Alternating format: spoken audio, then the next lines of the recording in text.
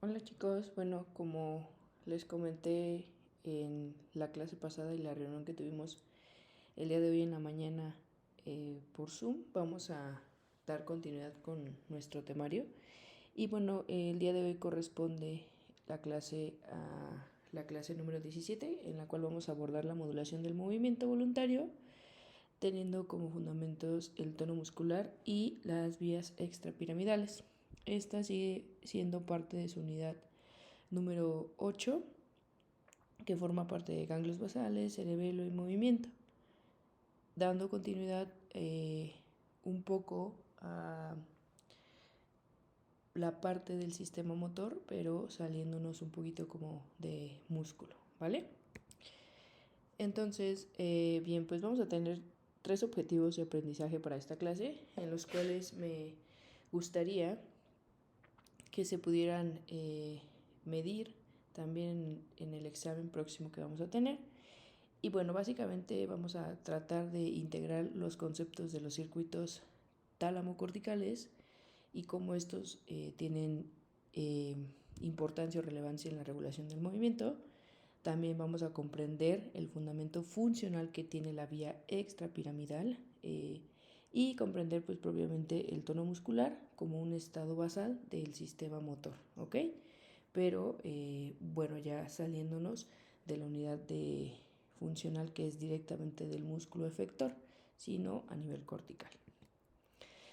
Entonces, pues rápidamente me gustaría que recordáramos que este esquema lo hemos visto desde que empezamos la unidad 7, que es del sistema motor, en la cual hablábamos que el movimiento voluntario tiene una jerarquía, ¿ok? Una jerarquía podemos llamarla descendente, la cual consiste en la conexión de una neurona motora superior con una neurona motora inferior, como se ve en el cursor, pasando por diferentes estructuras anatómicas para llegar a un efector, en este caso el músculo o el aparato locomotor, en una unidad motora, ¿vale? Y bueno, en este esquema, en esta jerarquía de movimiento, hablábamos que la vía piramidal pues va a ser la principal vía nerviosa del sistema nervioso central, que va a ser la encargada de los movimientos voluntarios, que son rápidos, precisos, de los músculos esqueléticos. Pero también platicábamos que había otra forma de la organización de este movimiento y que es en sentido paralelo, como se observa en las partes amarillas, ganglios basales, corteza y cerebelo. ¿Ok? Entonces, ahora que entendemos la ejecución justo de cómo se genera este movimiento voluntario, necesitamos entender cuál es el estado basal sobre el que este movimiento va a ocurrir. Y entonces, pues, ¿qué es el estado basal? ¿Va? El estado basal va a ser aquel nivel mínimo y que es continuo de una activación neuronal que mantiene el sistema motor y el cual lo va a preparar para actuar, ¿ok? Incluso aunque no haya un movimiento voluntario. Entonces, el estado basal no es movimiento, no se va a ver como una contracción visible ni voluntaria, sino más bien va a ser una preparación funcional. El tono lo podemos identificar como tener un motor, por ejemplo, encendido todo el tiempo, en este caso un motor neural, que no está avanzando, pero sí está listo para hacerlo, ¿ok? Y bueno, en términos musculares, el estado basal se va a manifestar como aquel tono muscular, que es decir, la motoneurona inferior nunca está completamente apagada, siempre está recibiendo descargas eléctricas de un nivel superior, ¿ok? Existe una descarga espontánea todo el tiempo, hay una activación reflejo miotática dependiente todo el tiempo y eso hace que el músculo mantenga esa ligera tensión que caracteriza el tono muscular. ¿Ok? Entonces, el tono muscular es el estado basal o esa activación neuronal mínima que tiene el sistema nervioso motor, para estar preparado para actuar ante cualquier movimiento. Y entonces es donde entra en sentido o entra la otra parte de nuestro esquema que hemos estado viendo todas estas clases de la organización paralela, ¿ok? Que es básicamente la activación basal de este estado. y bueno, que se va a traducir en la regulación y la coordinación del movimiento que va a tener este movimiento voluntario. Entonces, mientras que el sistema piramidal, que es el que vimos todavía en el sistema motor, va a contactar a las motoneuronas superiores con las inferiores y esto produce la contracción muscular, bueno, pues la vía extrapiramidal tiene como una función principal el planeamiento y el control de este movimiento voluntario que se activa en el sistema piramidal. Esta vía extrapiramidal no es una vía descendente directa como lo es la piramidal. No va a reemplazar la vía piramidal, sino que funcionan como unos circuitos laterales a esta vía que trabajan al mismo tiempo. Y ahorita vamos a ver para qué o por qué son importantes. Entonces, si ustedes se dan cuenta, aquí recortamos un poquito y la organización paralela va entre los ganglios basales, la corteza, el tálamo y el cerebelo, ¿va? Muy bien, entonces, ¿qué es la vía extrapiramidal? La vía extrapiramidal es un sistema de neuronas y vías nerviosas que se van a relacionar con la regulación del movimiento y la postura. Este sistema va a formar parte del sistema motor y va a trabajar en conjunto con la vía piramidal, aunque a diferencia de la vía piramidal, no está directamente involucrada con la iniciación del movimiento voluntario. ¿Ok? ¿Qué lo va a hacer? Va a regularlo en cuanto al movimiento y la postura, más no va a iniciar el movimiento voluntario, pero trabaja en conjunto con la vía piramidal. De hecho, es muy común que ustedes en la literatura encuentren que al momento de hablar del sistema motor y de la vía piramidal, siempre se les hable al mismo tiempo de la vía extrapiramidal, ¿ok? Pero es porque trabajan al mismo tiempo, más no es lo mismo. Entonces, el sistema extrapiramidal se va a organizar en dos grandes componentes funcionales. El primero de ellos es el sistema descendente del tronco encefálico y el segundo son los circuitos moduladores subcorticales, perdón. Aquí le voy a modificar a que es un 2. Bueno, entonces son dos componentes funcionales. Y bueno, en esta imagen que tenemos aquí podemos observar cómo esta vía extrapiramidal no es tan larga y por eso decimos que no es descendente como la vía piramidal o el tracto córtico espinal, porque generalmente mantiene su relación entre corteza, tálamo, tronco encefálico y nada más, ¿vale? Entonces, ¿qué son los sistemas descendentes del tronco encefálico?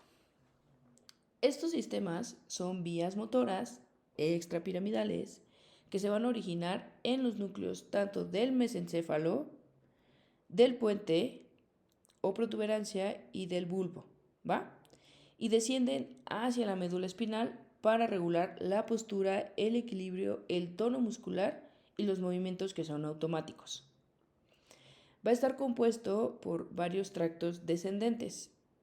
Estos son los tractos en los que está organizado. Acuérdense, chicos, que cuando hablamos de tractos, hablamos como de estas carreteras que forman los piecitos o todos los axones de los cuerpos neuronales que se encuentran depositados en los diferentes núcleos a nivel del mesencéfalo, del puente y del bulbo, ¿va?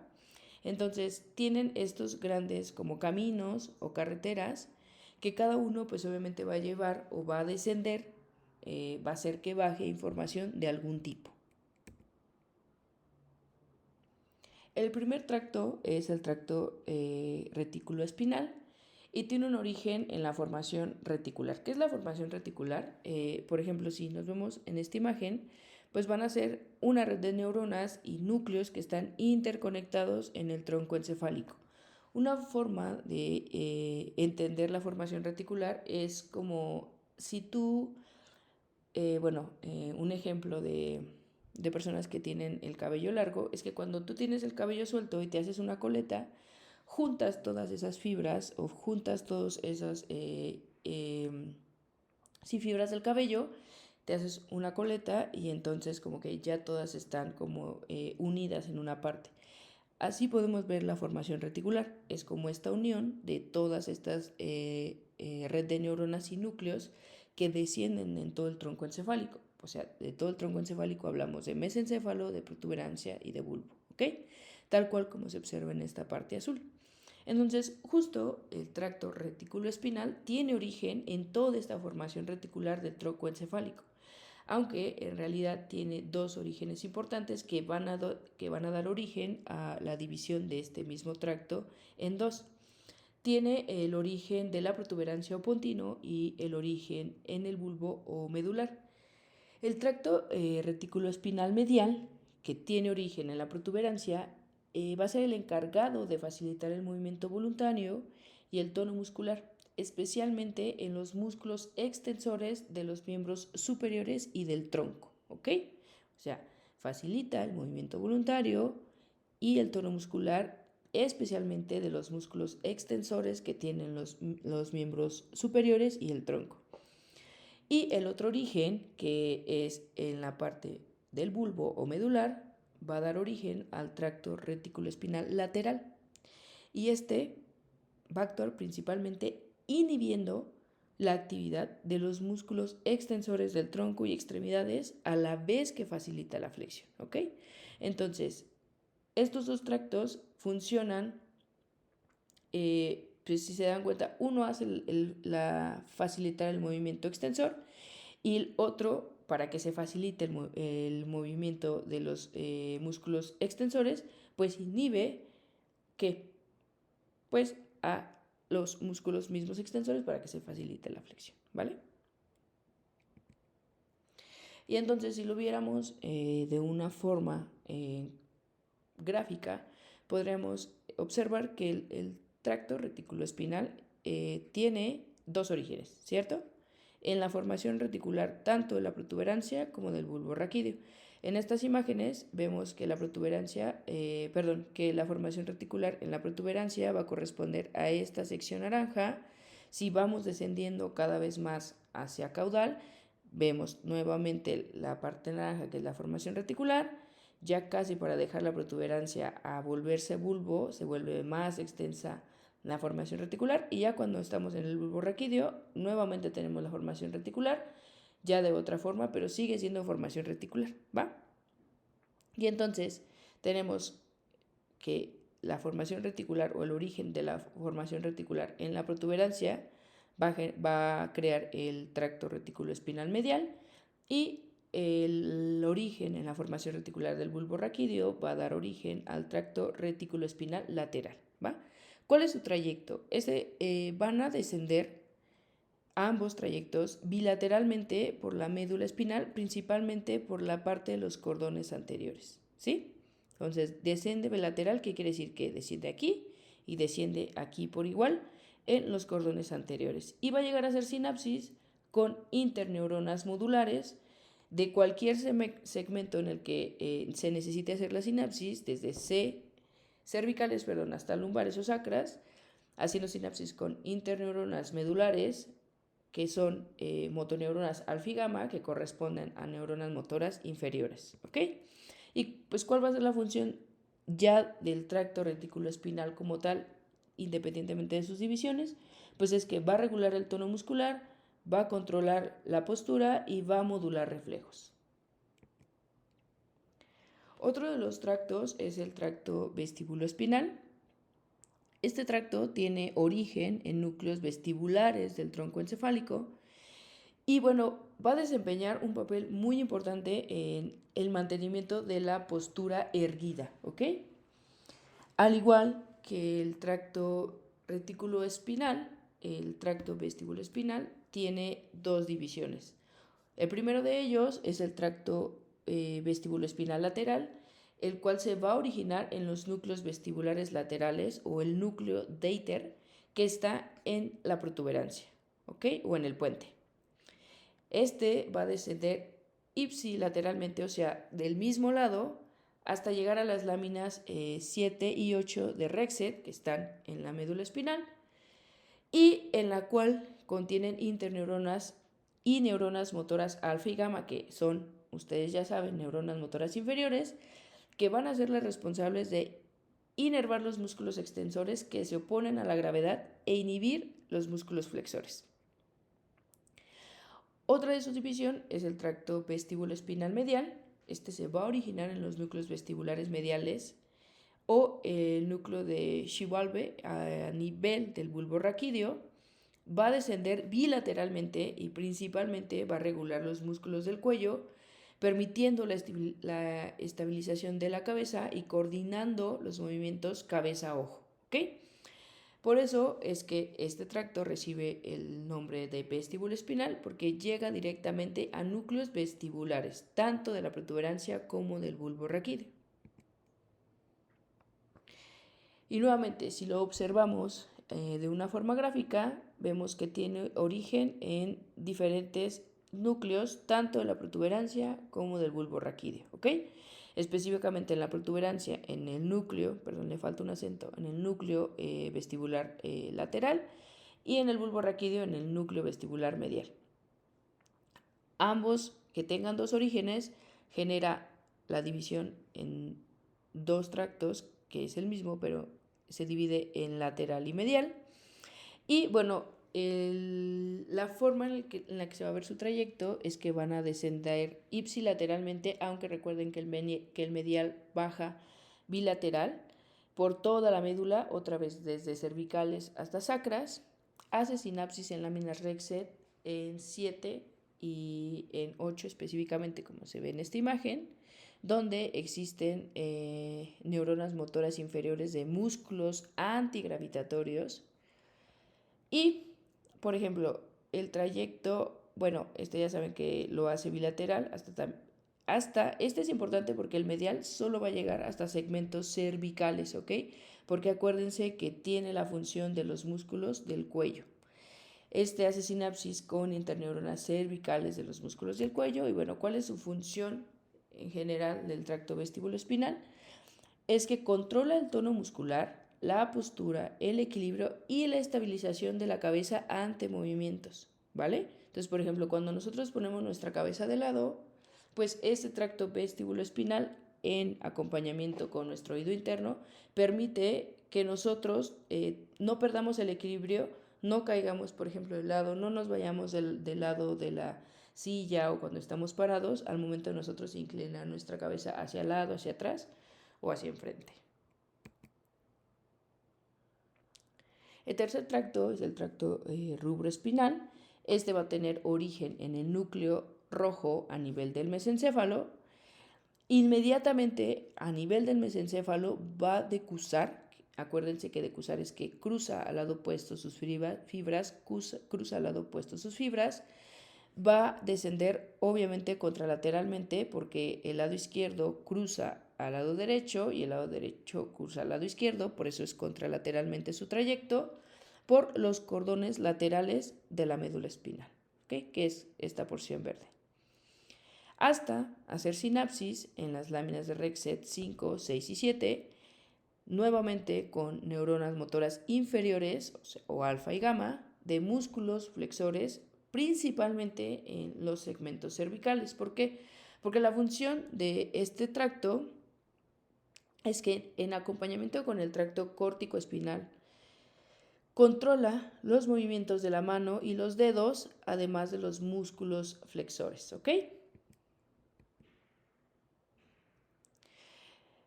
Y el cuarto de estos tractos es el tracto tectoespinal. Este va a tener un origen en el colículo superior, nuevamente del mesencéfalo.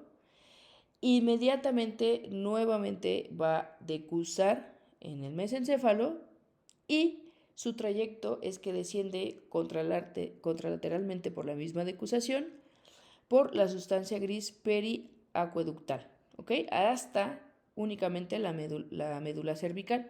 La sustancia gris periacueductal es esta sustancia que se va formando alrededor del acueducto donde pasa el líquido cefalorraquídeo.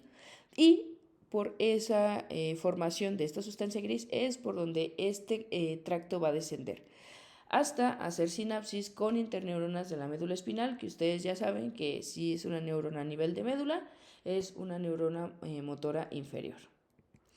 ¿Y cuál va a ser la función principal de este tracto? Es es muy crucial para que nosotros orientemos la cabeza, el cuello, los ojos y las extremidades superiores en respuesta a movimientos repentinos, ruidos fuertes o luces brillantes, ¿ok? Por ejemplo, ¿qué pasa cuando alguien con una lámpara te lanza luz a los ojos? Generalmente, aparte de cerrar los ojos, que es el primer bloqueo del estímulo, lo que hacemos es girar la cabeza y levantar generalmente la mano para tapar este estímulo, ¿ok?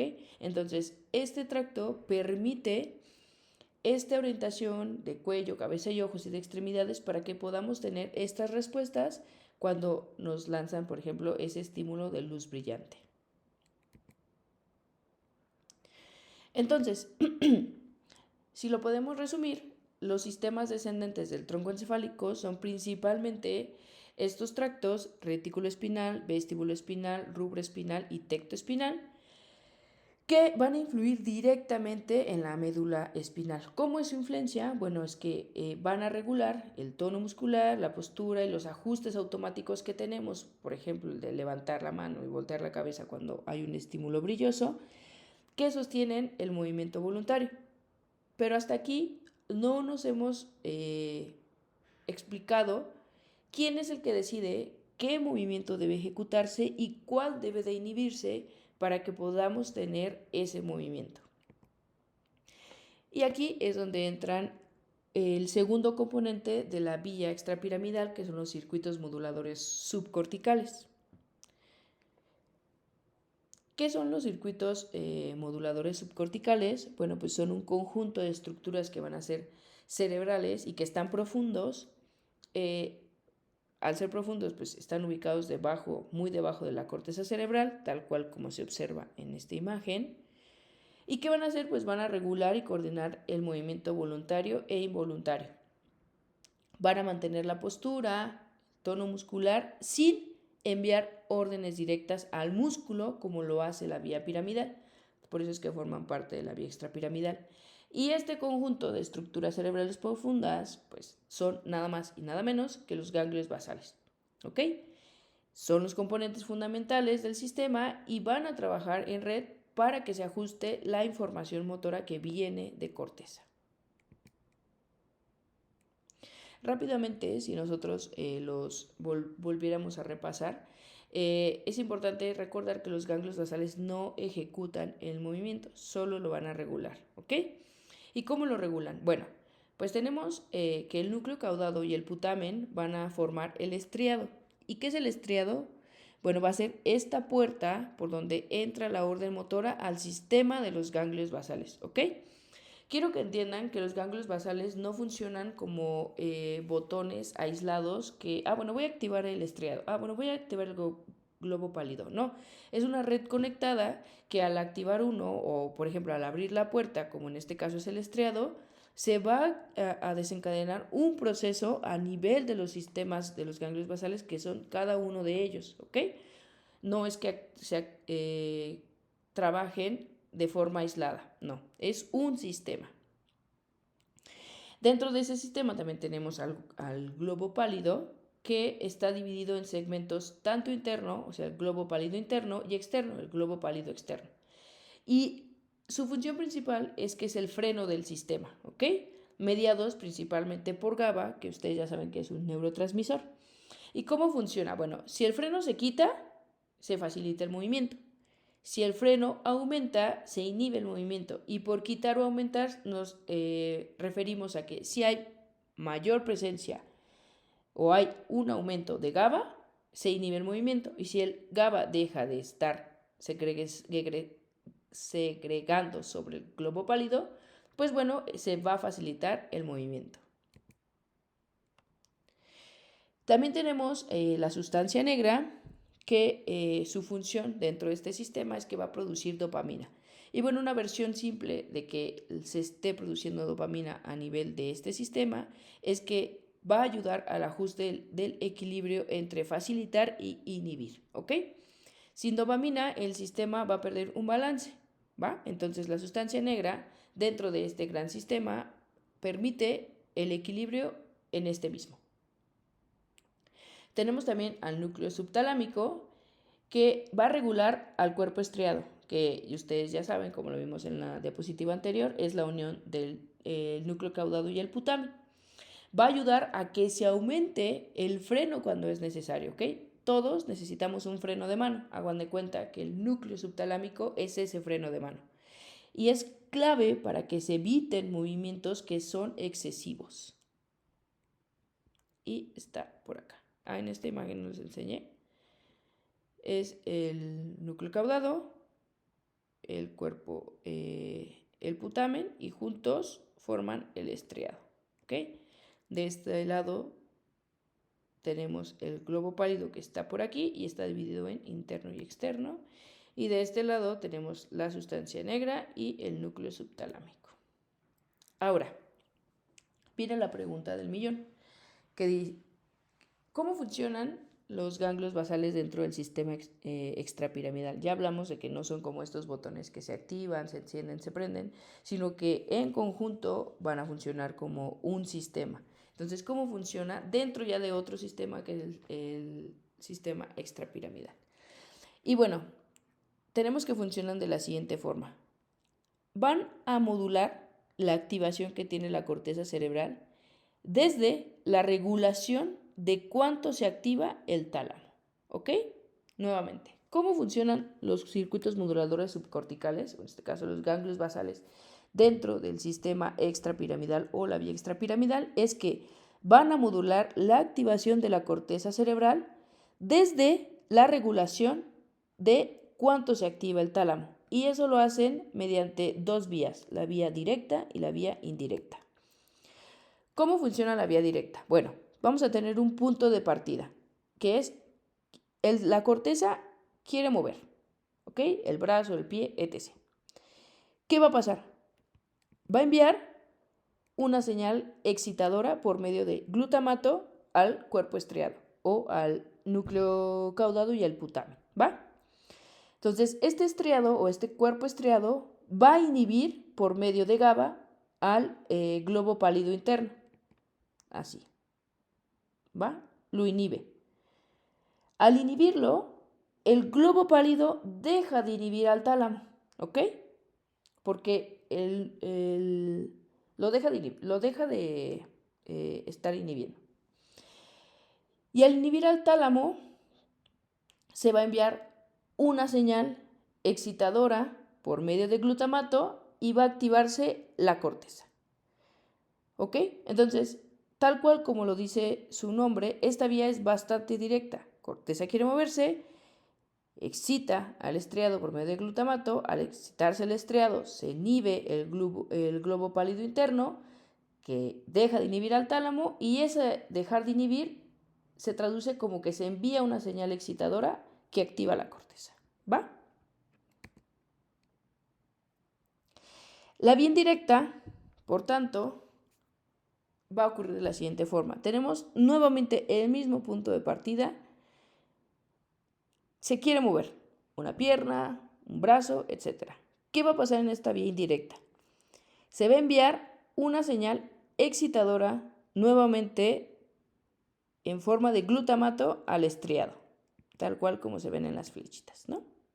Se envía esa señal.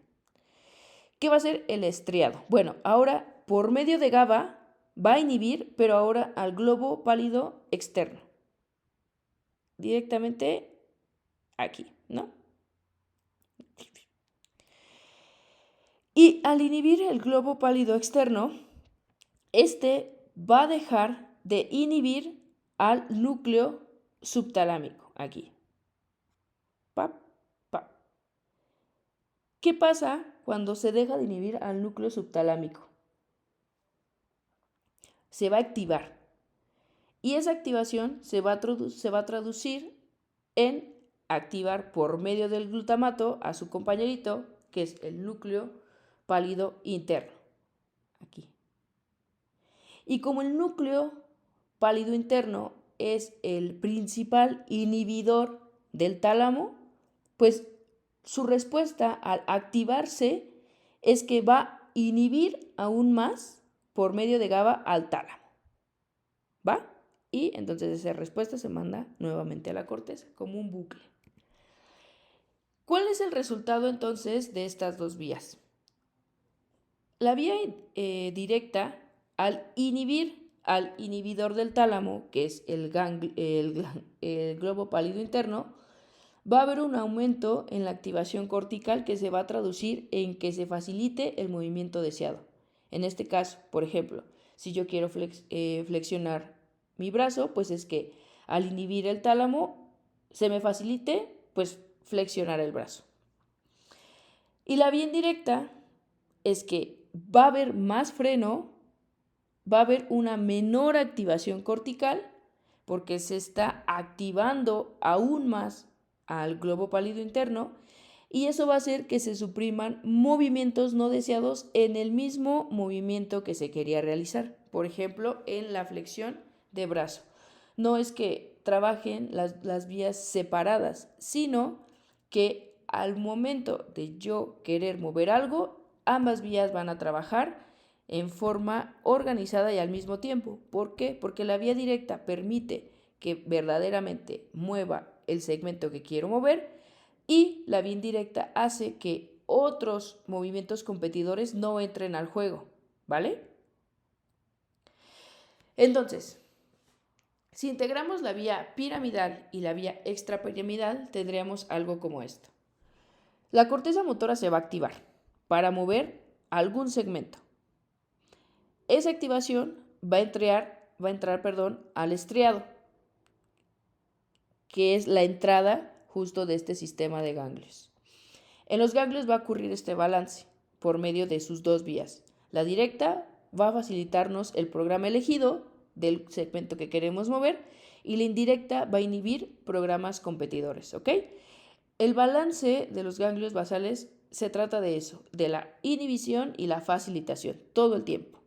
Entonces, el tálamo va a devolver esta señal modulada que ya mandó los ganglios, la corteza la va a afinar y entonces va a enviar la orden final por la vía corticoespinal, que es la vía jerárquica del movimiento, ¿okay? De la neurona motora superior a la inferior. Y paralelo a esta vía corticoespinal, se van a activar los sistemas descendentes del tronco encefálico, que ya vimos que son los 4 tractos. ¿Para qué? Para que se ajuste el tono, para que se prepare la musculatura axial, para que mantengamos el equilibrio ante el movimiento que queremos realizar y se estabilice el cuerpo. Por ejemplo, si nos vamos a flexionar el brazo, que hacer el movimiento no perdamos el equilibrio y nos caigamos. Se prepara, por ejemplo, el tono ya no en un estado basal, sino en una activación ya funcional para lograr la flexión de este segmento. Entonces, no es que primero van a trabajar los ganglios y luego la vía corticoespinal del movimiento voluntario, o los sistemas descendentes y luego los ganglios, no, sino que todo esto ocurre en un circuito continuo y casi simultáneo, que es básicamente el desarrollo de todo este esquema que hemos visto a lo largo de todas nuestras clases, ¿ok? Ocurre la jerarquía de superior a inferior para efectuarse el movimiento, pero al mismo tiempo, antes de que se efectúe el movimiento, una parte aquí tuvo que haberse regulado, ¿ok? Pero eso no es suficiente para el movimiento. La siguiente clase nosotros vamos a ver el cerebelo y cómo es que desde el cerebelo no se ejecuta y no se modula, sino que se da una precisión y coordinación para que no haya error motor. ¿Sale, chicos?